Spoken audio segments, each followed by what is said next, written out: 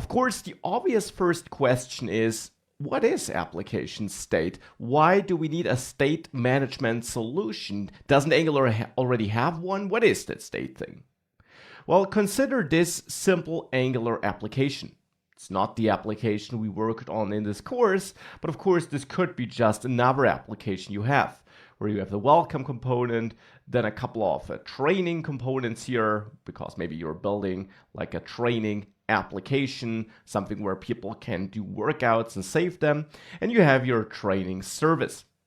Now, in this application, the service would be there to manage the core data these different components need to work correctly. For example, you could be fetching exercises, or once the user is done with the exercise, you could store that exercise result here.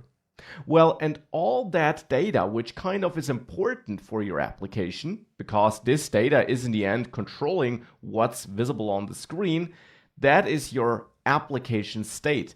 And this application state is lost whenever your application refreshes. So whenever you reload your Angular app, your website. Now, this simply is the case because this entire data here is managed in a service and in components, but all that together is just a JavaScript app in the end, right? Your entire Angular application is compiled into a JavaScript bundle in the end. So it's all in JavaScript, and therefore it's managed in memory by JavaScript, and therefore whenever your page is reloaded, the Angular app restarts and the other app is basically dumped, it's lost, and the memory is cleared. That's why it's refreshed, but that's not the problem NGRX helps you deal with, because that is not per se a problem, that's just how JavaScript works. And to solve that refreshing problem, we typically work with a backend. Like in this course, when we edit our recipes and we don't have a database on the backend where we store that data, well, then we would lose all our recipes and all the changes we made to them whenever our application reloads. And therefore, we typically also interact with such a backend where we store and fetch data too. This is so-called persistent state, and it's persistent because it survives our page refreshes as it is stored on the backend. So state, in a nutshell, could be translated with data that's important to your application and that influences what's visible on the screen. State is not just data like stored exercises or recipes. State could also be things like this app is currently waiting for some data to be fetched. So the app is in a loading state. It's showing a spinner maybe. So basically any data, any information that controls what should be visible on the screen, that is state. Okay, so that is state, and thus far in this course, we already managed such state, typically in services, but tiny pieces of state are even getting managed inside of components. Let me show you examples. Here is our application as we built it. And if we have a look at the shopping list service, this would be an example of a service being used for managing state. Here, our ingredients, which we have here, which we can fetch, where we can add new ingredients, that's in the end data our application needs to work correctly, or at least parts of our application need that to work correctly. But that's not the only kind of state we have. If we have a look at our auth component here, there we also have some state. Here we have the isLoading property inside of that component, not stored in a service. And we use that isLoading component to change it once we are starting the sign up or the sign in process. And then we use it in the template to show a spinner, for example, here. Now that's also state, maybe not application state because it doesn't affect the entire application or larger parts of the application, but still it is state. You could call it local state. It's local to this component, but to this component it does matter. But again, it's data, it's information that controls what we see on the screen, and therefore this would also be state. Well, and if we have a look at the recipes service, there we also manage state, we manage our recipes, and we also store these recipes, not in the recipe service, but in the data storage service. We store the recipes on a server, and there we persist that data so that it doesn't get lost. This is how all these things work together, and that is how we already use state in our application. Now, what's the problem with this approach?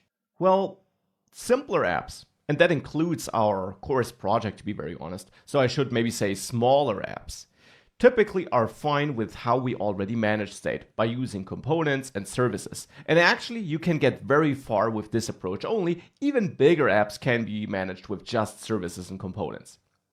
But the bigger your app gets, and the more complex your state gets, so maybe an app like this, where we have a lot of components and service that interact with each other, if you have an app that becomes bigger and bigger and your state depends on many components at the same time and many components depend on a service and so on, then you could end up in a state management nightmare. So you could end up in an application where it's hard to maintain the app because it's hard for you to tell where exactly am I managing this piece of information.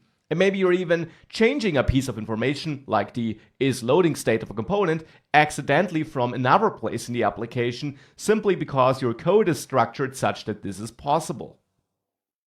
Well, we already have a remedy to that, and that is RxJS, at least partly. RxJS already allows us to create a streamlined state management experience. With RxJS, and there specifically with subjects, we can react to user events in the user interface or to application events like some data fetching, finishing. We can react to such a state changing event, so to an event where we want to update some data or some information in our app, by using observables or, as I said, subjects. And we can emit or next a new data piece there and maybe use operators to even transform data in the way we want it, and then listen to such state changes in other parts of the application where we need it to then update the UI. And we're doing this already as well. If I dive back into the code and back into the recipes service, there indeed recipes are managed with the help of this recipes changed subject here. Now keep in mind that this subject in the end is used to emit a new copy of all recipes whenever the recipes did change. So for example, when we overwrote our existing recipes or whenever we added a recipe. And why does this matter? Because this then can be used in other components, like the recipe list component, where we set up a subscription to that recipes changed subject to update our recipes in that component and therefore indirectly update the user interface of that component whenever our recipes do change. So here we are already using a quite good pattern of managing our state by using subjects and using that push subscribe mechanism where we have a clear stream of data, a unidirectional data stream. It's, for example, not really possible or not easily possible to update our recipes outside of that predefined flow of using these methods in the recipe service where we then emit a new event where we then subscribe to. Yes, you can always hack your way around this, but of course, if you want to break your app, you can always do that. But what I want to say here is that this approach of managing state using RxJS and subjects is already pretty good. It might be all you need, and that includes bigger apps. So even there in very large apps, you can definitely work with a setup that only uses services, components, and such subjects to manage the state.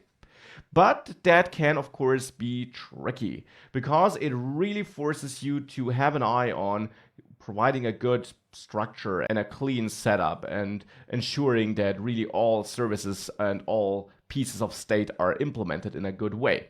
And that is where NGRX steps in.